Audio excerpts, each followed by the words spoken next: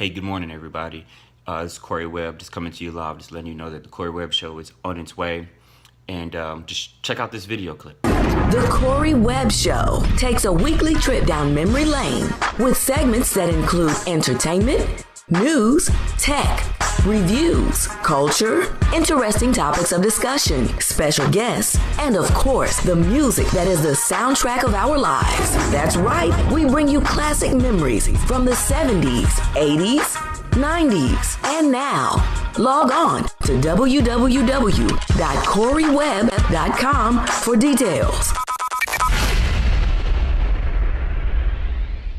All right, everybody, how's it going today? This is Corey Webb. We're right here, our first taping of the Corey Webb Show. And today we have a special guest. His name is Mr. Sylvester Williams. All right, Mr. Williams, Sylvester. So, how's it going, my friend? Everything's doing all right, man? What's going on, bro? We're in this really awesome spot, man. Yeah. Tell us a little bit about who you are, where we are, and what's going on. Okay, well, I am a recording, mixing, and live sound engineer here at the Sound Recording Studio at the Riverside Epicenter. That's in Austell, Georgia. Okay. Right next to Six Flags. Nice. As far as what's going on with me, man, I'm just living right now, man. As far as who I am, I'm just a simple black man in America, just trying to make it. Love music. Music is my passion. Love to have fun, and I love comedy. Love to laugh, and love hip hop. Love jazz. I mean, So simple, but yet, all around music lover. Yes.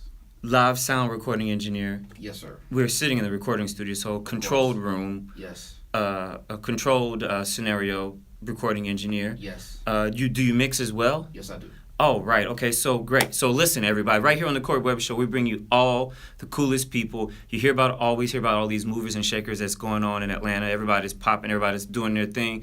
Who are these people? They're not necessarily celebrities or athletes or, famous entertainers, but these are the people who make Atlanta's economy go. These are the people who make the music business go. So, with that being said, Mr. Williams, yes. Tell us about your journey. Tell us a little bit about what brought you to Atlanta. Tell us where are you from. Okay. Just give me a quick background. Quick background. I was born and raised in the city that started Mardi Gras, the original place of Mardi Gras. Wait. You don't mean Mobile, Alabama now, do you? Of course. See, not everybody knows that Mobile is the place where Mardi Gras really started. Right. New Orleans just kind of sort of made it famous. Right. But other than that, been into music ever since I was in the 6th grade. Started playing trombone. And I've literally been doing it ever since. And it's, I've always known that I wanted to do this, but, just starting off as a musician, I can definitely say has helped me in this journey.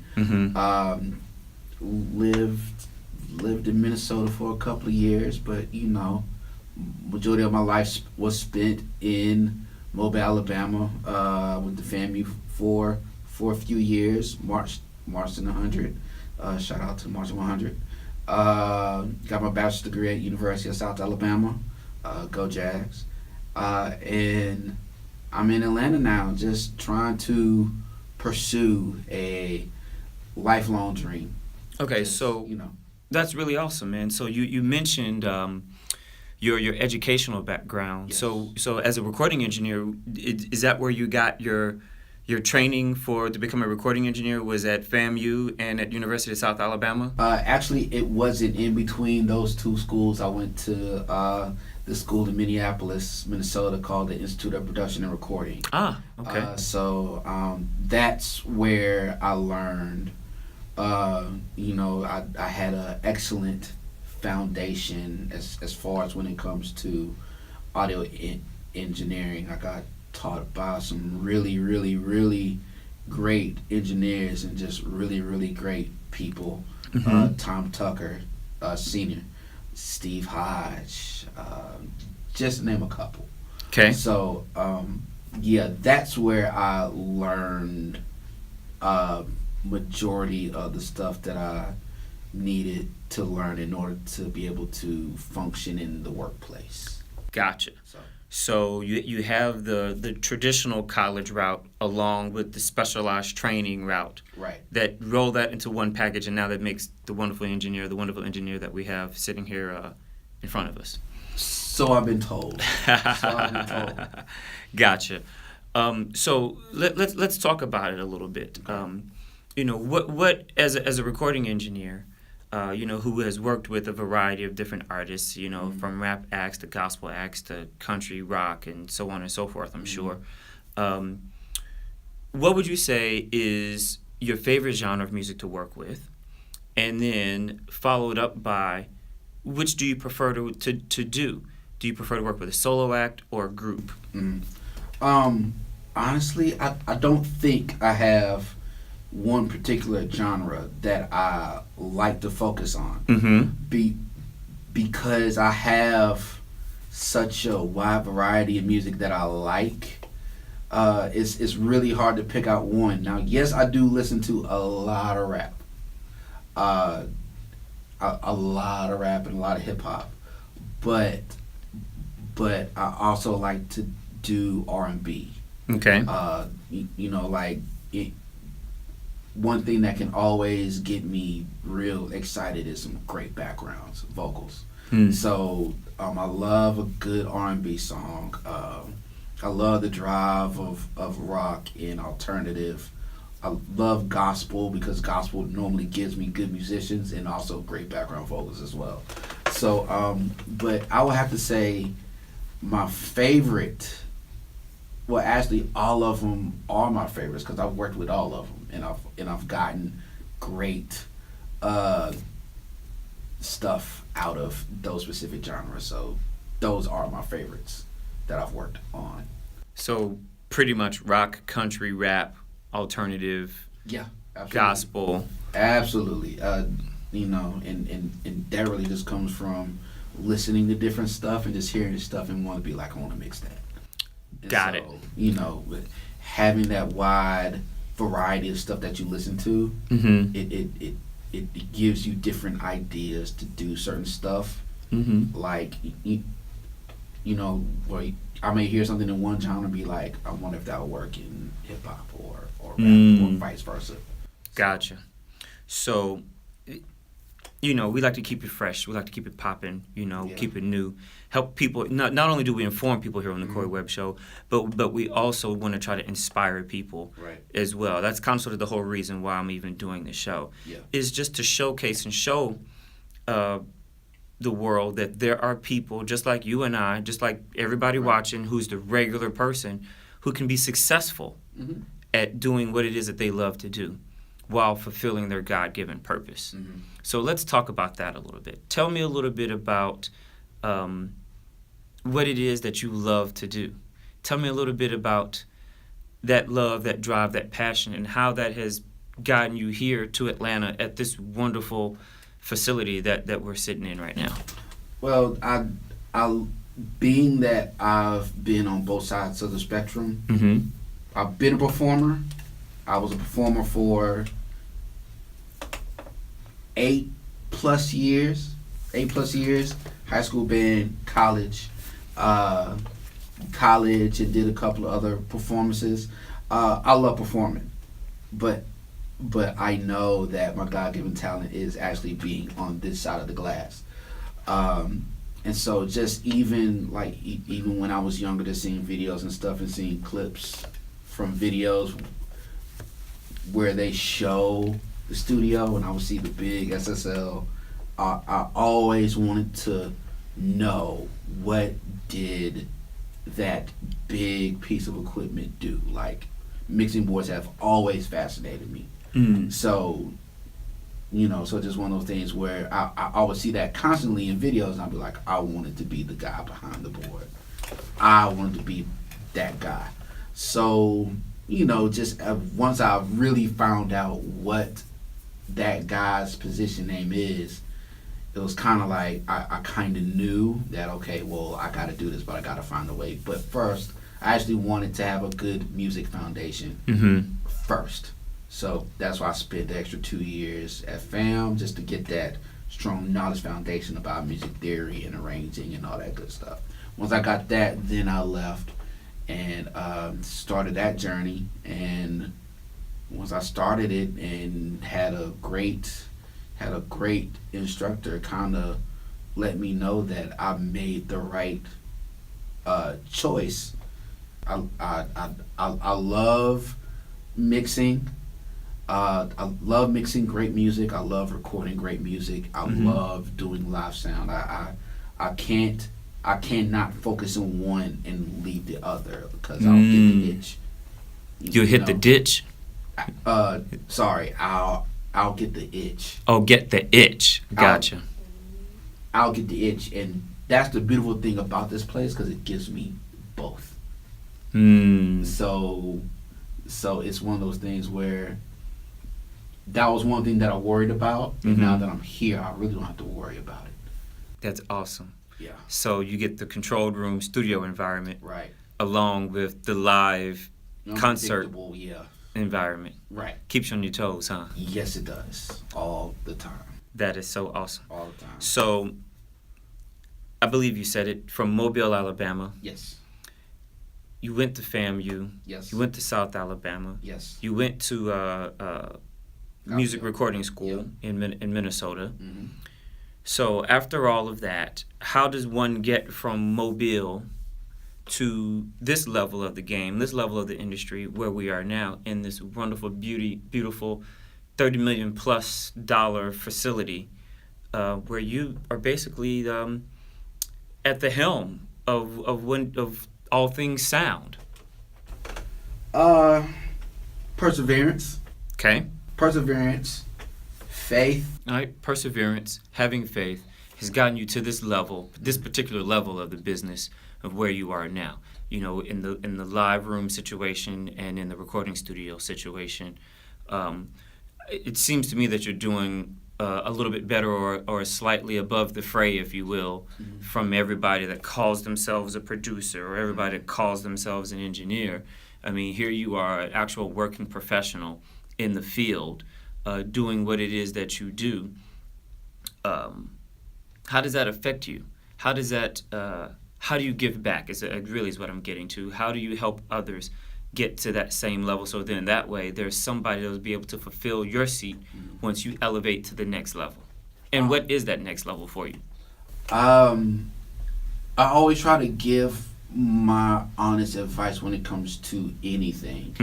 If it's audio related, if it's just somebody that is wanting to get into the profession that I'm in now, I feel that it's my duty to give them the good and the bad, to prepare them for what they may face. Because I didn't have that. I just knew it was going to be hard, right. But nobody be like, all right, well, this is what I went through before I even got here.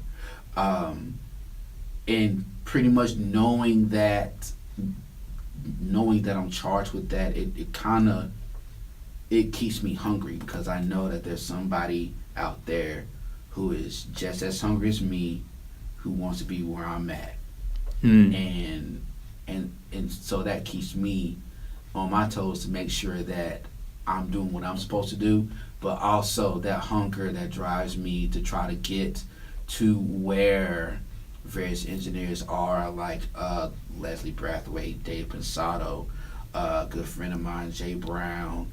Man, just to get to those levels where I have a wide variety of songs and projects that I've worked on. That's my next level, man, to where not only do I have the opportunity to mix for and record for a number of artists, not just from one genre, but spanning across any genre that I like, but also having the live sound chops to where I may get calls every now and again to do live shows in arenas and stuff. You know, that's my highest level of success, to where both the studio world and the live sound world, I'm well respected by my peers. That's because that's kind of what we do it for. Yes, we want the accolades, but in all honesty, we want our peers to be like, that guy, yeah, like, who's coming? Okay, I need to get on my game plan. Like, I need to make sure that whatever I'm doing is on point, because this person is here, and when he's here, he knocks it out the park every single time. That's the type of heat I want to bring. But I'm that competitive, so. I can dig it. So, with that being said, because we talk about the path and we talk about the journey and what it takes to get there. A lot of things that seem to be a success, or people who seem like, it looks like they're really, really doing their thing, right? It looks like they're overnight successes, like they just started doing it yesterday. Now they're the professional and the expert. And everybody wants them tomorrow. So, tell us how long of a journey has this been for you? What has it taken? For you to get to this point, to get to this level, because this is basically, as they say, one rung on the ladder here. So tell the viewers of the Corey Webb Show, how long it took you to get to this point. It took, started school in 2005. Okay. So if you're counting from when I started school at IPR, 11 years. An 11-year journey, folks. 11. Now, can you get over that? It's taken this man 11 years just to get to this particular level of where he's at. And guess what? He's still climbing. He's still going. He hasn't reached the top yet. So, never mind all the world-famous names that have come through this facility, that he's worked with. That doesn't really mean anything. The idea really is that, guess what? This guy is doing exactly what it is that he loves to do, and he gets paid to do it. So we all know the cliche. We've heard it before. Pick what it is that you love to do, then you never work a day in your life. Sly, do you work a day in your life? No. That's what I thought. No. So that's the moral of the story here, folks. That's the lesson here. That's the reason why I have folks like this on my show, is so that way we can show you that, guess what? You too can do it. You don't have to sit there and hope and pray and wish and want for somebody to put you on. You got to put yourself on. You got to believe in God first, that He's going to guide your steps and He's going to have you on the right path. Then you actually got to go do the work. Yep, I did say it. There is that little part about actually having to go do the work. In the last 11 years, this man went from being in Mobile, Alabama, to coming to Atlanta, which is where he is now, at the particular level where he's at, and he's going to grow and continue to climb and go further and further and further and further. Well, in those 11 years, he went to college, not once, not twice, but 3 times. He moved from Mobile to Atlanta twice. So you can do it. It can be done. So, Sylvester, Yes. What would be some advice or some words of encouragement for those that are still out there trying and they want to get to the place or to the level in which you're currently at? So then hopefully that way when you ascend, you can put somebody else in that chair. Be prepared for anything, good and the bad. Because even though I'm here right now, there's some events that happened that it crushed me, but it prepared me for this moment. I mean, it definitely hurt when it happened, and it really affected me. But if it wasn't for those setbacks, I wouldn't be here sitting in this facility right now. Like I said before, it's a game of persevering. You just gotta persevere through whatever happens and keep going, man. Just make sure that you ask for the strength to keep pushing, and also the wisdom to know when and when not to move. That's very, very, very important. Well, it's important to me. And really just know that if you're going into this field, it's not for the faint of heart. You're right. If you're not in it to know the art of engineering, because it is an art, then you're probably in it for the wrong reasons, and it will chew you up and it will spit you out. But but if you're in it to actually learn the craft, learn the art, and learn the basics that you need to know to have a good foundation to be able to thrive anywhere, then you'll be fine, because you'll be able to go in anywhere and really at least work your way through a situation, All right, Sly, we really greatly appreciate you, my friend. Thank you for joining us here on the Corey Webb Show. We really appreciate all your kind words, everything you got to say. Tell the folks out there how they can get in touch with you, how they can find you. Where is the Epicenter? Like, give us your social media and the whole nine. Okay. Well, as far as Facebook, you can find me on Facebook. Sylvester is in the book Williams. It's in the book is one word. It's in the book. Yeah. Instagram, you can find me at my Instagram name is Captain Murtaugh. That's CPT._Murtaugh. If you've seen Lethal Weapon, I'm not Riggs though. if you've seen Lethal Weapon, then you know exactly who I'm talking about. Any other stuff will definitely be probably either over here or down here, and you can actually find me at the Epicenter, which is 135 Riverside Parkway, Austell, Georgia. Like I said earlier, right down the street from Six Flags, right off I-20. You can't miss us. Right here in the ATL, y'all. Can you get over that? My man, Sylvester Williams, recording engineer, live sound engineer. He's just an overall smart guy. He's that guy audio. He's Captain Murtaugh. Hey, it's in the book. So we got the first one in the book right here with my man, Sylvester Williams. Man, Sylvester, we really greatly appreciate you, sir. Thank you for coming on board and just being the first guest, my man. It's really, really cool right here on the Corey Webb Show, folks. This is just how it goes down. This is what it is. I'm letting you know we're going to just keep the interviews coming, keep them real 100 with really good people, really smart people. The names that some of them you know, some of them you don't know, but guess what? It's going to be inspirational. We're going to let you know how it goes down, and that's it. It's the Corey Webb Show right here on CoreyWebb.com. Peace.